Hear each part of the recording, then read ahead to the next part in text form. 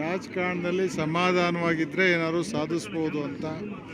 ಕಳೆದ ಸಲನೂ ಹೇಳೋದೆ, ಮುದ್ದನ್ಮೇಗೌಡರು ಆತ್ರ ಬೀಳ್ತಾ ಇದ್ದಾರೆ, ಸ್ವಲ್ಪ ಕಾಯ್ಬೋದಾಗಿತ್ತು ಅಂತ. ನನಗೆ ಗೊತ್ತಿಲ್ಲ ಮುದ್ದನ್ಮೇಗೌಡರು ಯಾಕೆ ತೀರ್ಮಾನ ತೊಗೊಂಡ್ರು ಅಂತೇಳಿ. ನಾನು ಇವತ್ತು ನ್ಯೂಸಲ್ಲಿ ನೋಡಿದೆ, ಮುದ್ದನ್ಮೇಗೌಡರು ಎರಡು ಕಡೆ ಆ ಕಡೆ ಈ ಕಡೆ ಅನ್ನಂಗಿದ್ದವರು ಇವತ್ತು ದಿಢೀರಂತ ಕಾಂಗ್ರೆಸ್ ಸೇರ್ತಾ ಇದ್ದಾರೆ ಅಂತ ಹೇಳಿ ನೋಡಿದೆ. ಸ್ವಲ್ಪ ತೀರ್ಮಾನ ಆತರದ್ದಾಯಿತು ಅಂತ ನನ್ನ ಭಾವನೆ. ಸರ್, ಬಿ ಜೆ ಪಿನಲ್ಲಿ ಇಲ್ಲೇನು ಮಾತಾಡ್ತಾರೆ, ಯಾರು ಮಾತಾಡ್ತಾರೆ ಅಷ್ಟು ಪ್ರಸ್ತುತ ಅಲ್ಲ.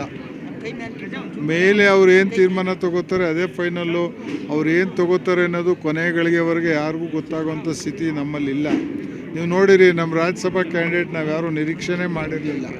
ಅವ್ರು ಬೇರೆ ಬೇರೆ ಆಯಾಮಗಳಲ್ಲಿ ಮಾಹಿತಿ ತರಿಸ್ಕೊಂಡು ಅವಲೋಕನ ಮಾಡಿ ಫೈನಲ್ ಆ ಡಿಸಿಷನ್ ತಗೋತಾರೆ. ಅವ್ರು ತೀರ್ಮಾನ ತೊಗೊಳೋರಿಗೆ ನಾವು ಕಾಯಬೇಕಾಗುತ್ತೆ. ನಾವೇ ತೀರ್ಮಾನ ಮೊದಲೇ ಗೊತ್ತಿತ್ತು ಅಂತ ಇಲ್ಲ ಸರ್, ಯಾರಿಗೂ ಈವರೆಗೆ ಇಡೀ ರಾಷ್ಟ್ರದಲ್ಲೇ ಬಿ ಜೆ ಪಿ ಎಲ್ಲಿ ಸೀಟ್ ಕೊಡ್ತಾರೆ, ಯಾರಿಗೆ ಸೀಟ್ ಕೊಡ್ತಾರೆ ಇವತ್ತರೆಗೂ ಕ್ಲಿಯರಾಗಿ ಯಾರಿಗೂ ಗೊತ್ತಿಲ್ಲ. ಅದು ಎಲ್ಲೂ ಒಂದೇ ಒಂದು ಸೀಟು ಕೂಡ ಡಿಸ್ಕ್ಲೋಸ್ ಆಗಿಲ್ಲ. ಸರ್, ಈಗ ವಿ ಸೋಮಣ್ಣವರು ಹೊರಗಿನಿಂದ ಬರುವಂಥದ್ದು ಇದರಲ್ಲಿ ಅಸಮಾಧಾನ ಸ್ಫೋಟ ದಿನೇ ದಿನೇ ಜಾಸ್ತಿ ಆಗ್ತಾ ಇದೆ, ಮತ್ತು ಕಾರ್ಯಕರ್ತರಲ್ಲೂ ಗೊಂದಲ ಜಾಸ್ತಿ ಆಗ್ತಾ ಇದೆ ಅಂತ. ಇಲ್ಲ, ಸೋಮಣ್ಣ ಬರ್ತಾರೆ ಅಂತ ನಿಮ್ಗೆ ಹೇಳಿದ್ದು ಯಾರು ಅಂತ ನನಗೆ ಗೊತ್ತಿಲ್ಲ. ಈಗ ಸೋಮಣ್ಣ ಅವರು ಇನ್ನೊಂದು ಉದಾಹರಣೆ ಕೊಟ್ಟವ್ರೆ, ನಾವು ಮಾತಾಡೋಕ್ಕಾಗತ್ತಾ? ಮೋದಿಯವರು ಹೋಗಿ ಕಶಿನಲ್ಲಿ ನಿಂತಿರ್ಲಿಲ್ವಾ ಅಂದ್ರೆ ನಾನು ಉತ್ತರ ಹೇಳೋಕ್ಕಾಗತ್ತಾ?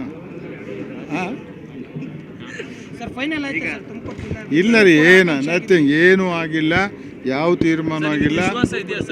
ರಾಜ್ಯ ಮಟ್ಟದಲ್ಲಿ ಸಭೆಗಳು ಕರೆದು, ರಾಜ್ಯ ಮಟ್ಟದಲ್ಲಿ ನಮ್ಮ ಎಲ್ಲ ಘಟಕಗಳ ಅಧ್ಯಕ್ಷರು ಅಲ್ಲಿದ್ದ ಅಭ್ಯರ್ಥಿಗಳು ಕರೆದು, ಆ ನಂತರ ಇಲ್ಲಿಂದ ಹೋಗೋ ಶಿಫಾರಸು ಮೇಲೆ ಮಾತ್ರ ಅಭ್ಯರ್ಥಿ ಫೈನಲ್ ಆಗುತ್ತೆ ಅನ್ನೋದು ನನಗಿರೋ ಮಾಹಿತಿ. ಟಿಕೆಟ್ ಕೊಟ್ಟರೆ ತಾವು ಕೆಲಸ ಮಾಡ್ತೀರಾ ಅವ್ರ ಪರವಾಗಿ? ನಾನು ಅವತ್ತು ಹೇಳಿದ್ದೀನಿ, ಅದಾದ ಮೇಲೆ ಮಾತಾಡ್ತೀನಿ ಅಂತ. ನಿಮ್ಗೆ ವಿಶ್ವಾಸ ಇದೆಯಾ ಸರ್ ನಿಮಗೆ ಕೊಡ್ತಾರೆ ಅಂತ? ಟಿಕೆಟ್ ಆಕಾಂಕ್ಷಿಗಳಾಗಿದ್ದೀರಾ? ಹೌದು, ನನಗೆ ವಿಶ್ವಾಸ ಇದೆ. ಯಾಕಿರ್ಬಾರ್ದು? ನಾನು ಹೇಳಿದ್ನಲ್ಲ, ನಾಲ್ಕು ಆಕಾಂಕ್ಷಿ ಅಂತ. ಅಲ್ಲ, ಎಂ ಪಿ ಅವರೇ ಸ್ವತಃ ಹೇಳ್ತಾರೆ ಕೊಟ್ರೆ ಮಾಡಲ್ಲ ಅಂತ. ಅಲ್ಲಿ ಎಂ ಪಿ ಅವರು ಈಗ ಹೇಳಿರಲ್ಲ ಮಾಡ್ತೀವಿ ಅಂತ. ಯಡಿಯೂರಪ್ಪನವರು ಒಗ್ಗಟ್ಟಾಗಿದ್ರೆ ಸರ್? ಹಾಗಾದ್ರೆ ಯಡಿಯೂರಪ್ಪ ಅವ್ರನ್ನ ಭೇಟಿ ಮಾಡಿದ್ವಿ, ನಾನು ಭೇಟಿ ಮಾಡಿದ್ದೀನಿ, ನಾನು ಕೇಳಿದ್ದೀನಿ, ನನಗೆ ವಿಶ್ವಾಸ ಇದೆ, ನಾನು ಉರುಪಾಗೆ ಇದ್ದೀನಿ.